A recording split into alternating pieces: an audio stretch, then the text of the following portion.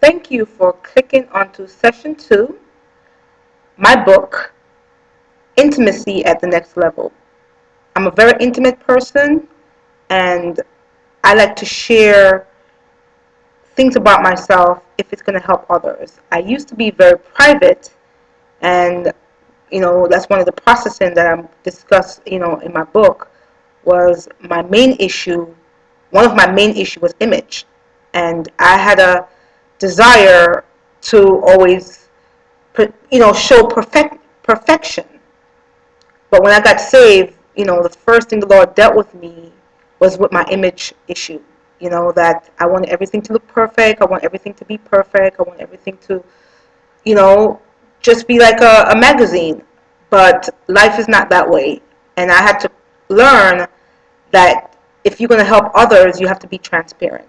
So I thank God for the opportunity now that I'm able to share my life and not feel uncomfortable and not be ashamed of people seeing my shortcomings. And we're all in this together. We're all in this together, and I'm just using my experience. If I can make a difference in your life, then it's worth everything I've been through, because you're worth it, and God believes you're worth it. So I thank you for clicking on to session 2, and let's go right into the book. I was born in October, in the early 70s, and I think the earliest memory I had of my childhood in Jamaica actually went back to Sunday mornings. It seemed like every Sunday morning my mother would wake us up at 6 or 5, and she'll take us to the beach.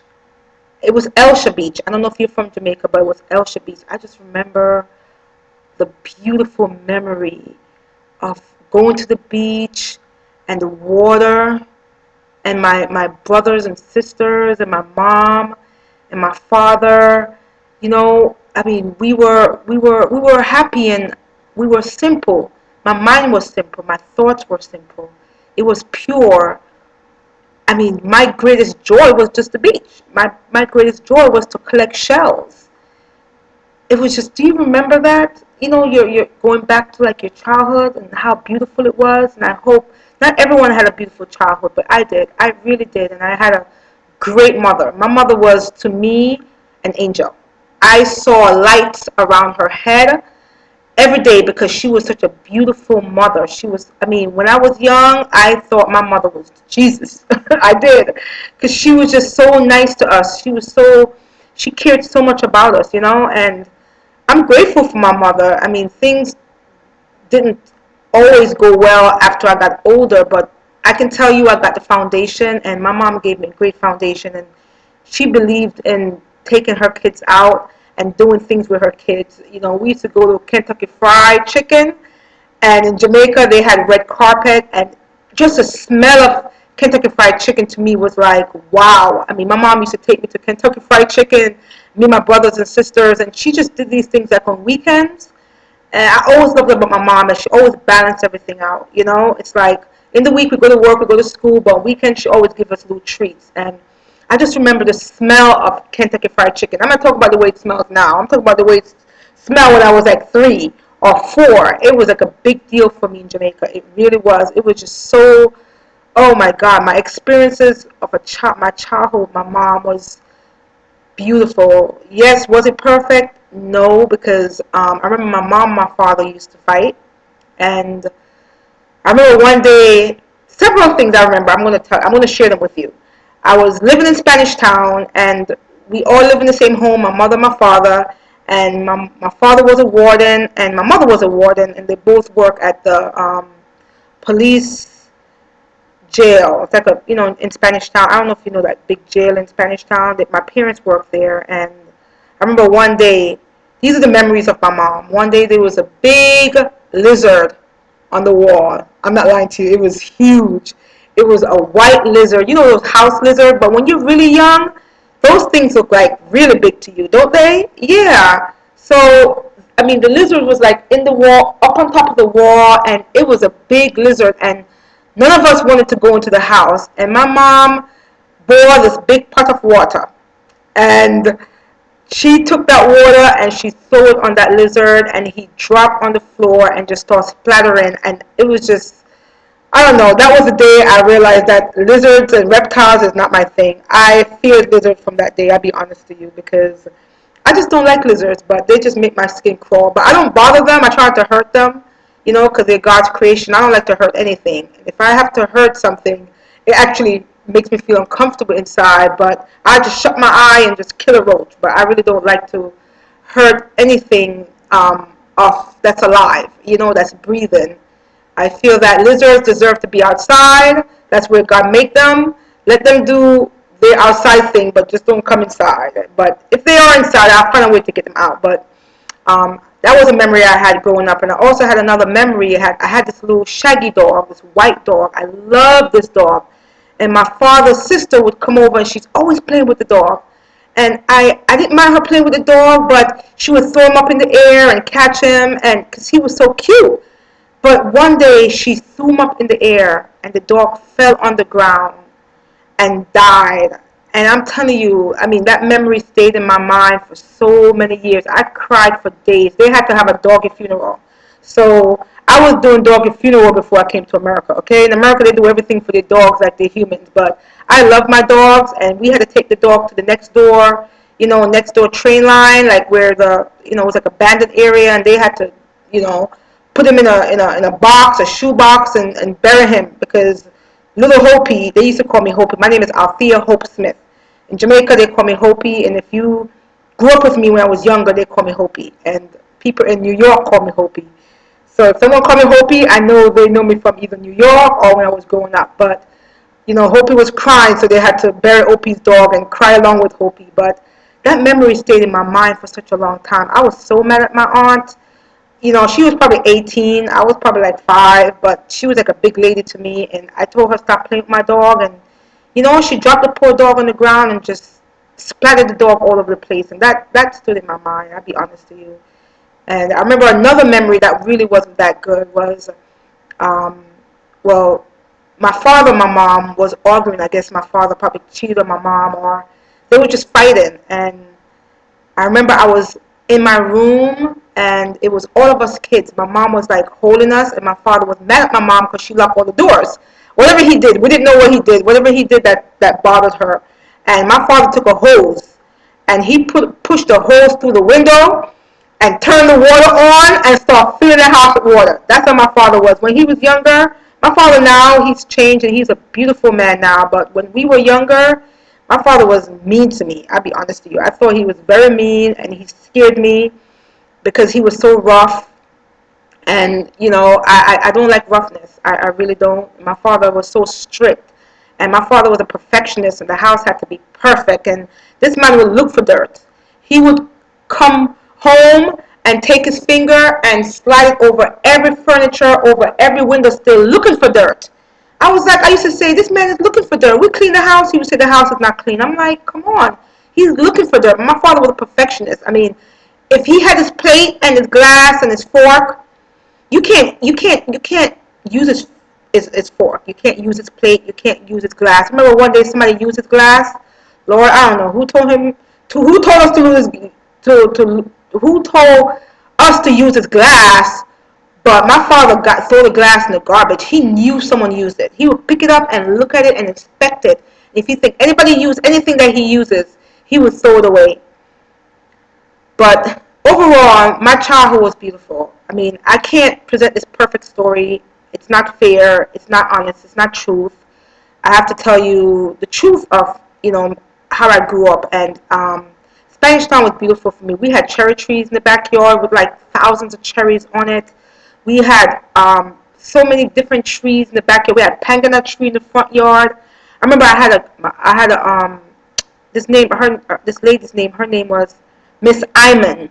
Miss Iman was my godmother. Oh my God, this was a memory that was so beautiful to me. This lady always lived in Canada, and I've never seen her before. And I was a little girl, but she sent me a gift of a doll. The doll was as tall as me, and the doll had on a yellow dress. And that was one of the greatest memories that somebody can do for me. It was a doll. It probably didn't cost a lot of money, but for me as a child, it was a beautiful doll, and I just love that lady. I just love that doll, and I remember that memory of that still stays in my head, and that's how I remember her. I just, that's why I'm so different with kids. I'm so in love with kids because, I mean, when I was younger, I was very smart. I was very aware. I was, I was in tune, and people didn't pay attention to me because I was young. But I had sense, and I knew good and I knew bad. And I knew when people were nice, and knew when they weren't nice. And that's why I respect kids. I respect what they say because they're just little people, and they have very good judgment because they're poor. They're like angels to me when they're young. Kids are innocent, not poor, innocent. So I just thank God for children, because they're so beautiful. But I just thank God for when I grew up, in Spanish Town. It was such a great experience, and I thank God for it. Eventually, my mom, wanted to go to America, and so she wanted to create like a better life for us. And my father followed after. And then when my mom went to America, she sent us to my grandmother's house, and this was in Linstead. And Linstead had a lot of kids. There was like maybe 17 kids in the yard. There was like maybe 2, 3 houses on the property, 2 houses, and there was uncles, their girlfriends, and a whole bunch of cousins. I think there was like 17 of us. That's what I can remember. I could be wrong. There was a lot of us living in one little house. We had a room called a boys' room, and there was like maybe 2 or 3 or 4 boys to one bed, and then there's a girls' room, and the same thing likewise. And I'll be honest to you, I love my Jamaican experience. I love my heritage. I love being Jamaican. All my memory of Jamaica, even though if they were bad, it's not bad in my mind because I love those experiences. Yes, I had a couple incidents where I can remember that wasn't good, but overall, my Jamaican experience was amazing. And it was sad because my mom went to America and my father went to America with her, and I had my brothers and my sisters, and my little brothers used to cry, and it used to just hurt my heart to just watch my brothers, cry because they missed their mom, and that used to just break my heart because I just love my brothers. I loved my brothers. I loved them so much, and anything hurt them used to hurt me. I hated that about myself too, that I feel people's pain. I never liked that. I just feel so much pain. But I remember I used to go to Linstead Pentecostal Church, the Utters. I don't know if you're from Jamaica or if you've heard of them, but I love church. I just used to want to be in that place with God. I just want to. Yeah, I didn't really know Jesus in terms of I didn't know the Bible, but I just love being in that presence. I was so in love with Jesus that other kids were outside playing. I just wanted to sit in church. That's where I was. I just wanted to sit in church, and people thought I was weird. They had fasting on Wednesdays, and I would beg my grandmother to take me to go fasting, and she wouldn't. And my grandmother was like my enemy when I was growing up. For me, she was beautiful for other people, but for me, I didn't have a beautiful experience with my grandmother. Yes, she took care of me. I thank God for that, but for me, she was a trial. She was a hindrance, and I wanted to get baptized. I remember I got the Holy Ghost. I remember it was like 30 kids just crying out for Jesus, and I was one of those kids that got the Holy Ghost, and before I got the Holy Ghost, I had anger. As a little girl, I had anger because I had all these cousins around me. My grandmother wasn't like always on my side. She always was partial to my cousins, and I didn't like it. And I always saw everything. I saw when she was, whatever she was doing, I saw it clearly. I saw what she was doing that was right, and I saw what she was doing that was wrong. And I remember when I came to Linstead, it was like a cane piece across the street. It was a cane piece, and there was thousands of canes. And my cousins invite me to go to cane piece to go cut some cane. And we're not really supposed to go to cane piece. It was kind of stealing, but for us, it was, we're going to go to cane piece. And I remember that after we came back from the cane piece, my grandma was like, where have you guys been? And I was like, we went over, I don't know, we went to cane piece. My cousins was, they were acting innocent like they didn't know anything.